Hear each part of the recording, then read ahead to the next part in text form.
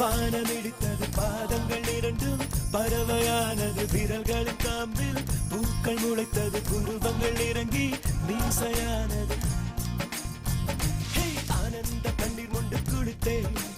ஒவ்வொரு பற்களிலும் சிரித்தேன் கற்கண்டு தூக்கிக் கொண்டு நடந்தேன் ஒரு எறும்பா